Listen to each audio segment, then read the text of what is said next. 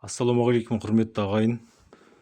Міне алдарыңызда домбыраны ең оңай тәсілмен үйрену тәсілі. Тек қана міне көріп тұрғандарыңыздай сандармен сөз жазылған.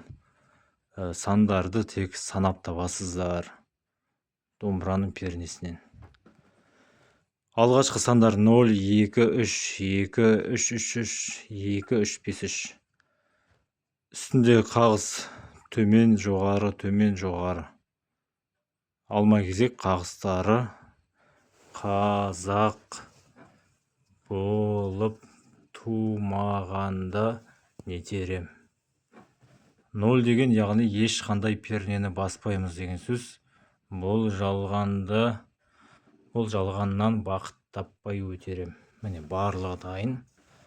Тек қана сандары. Сөзмен бірге айтсаңыздар, тез жаттайсыздар. Міне барлығы дайын. WhatsApp-тан осындай сызбаны фото ретінде ала аласыздар. Мен қазақпын әні бар, сосын жақсы адамдарым бар, дәл осы тәсілмен жазылған. Армандастар әні бар, кездесерміз біз әлі әні, қазақ осы, сосын бұл жанымда бар. Енді 15 шақты ән бар. Әр әннің бағасы бар. Енді қалағандарыңызша ала аласыздар тапсырыспен. Электронды түрде жіберіледі, енді фото ретінде. Міне.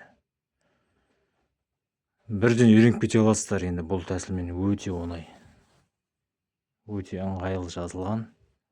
Ал баршаңызға сәттілік, осы тәсілмен үйреніп алыңыздар.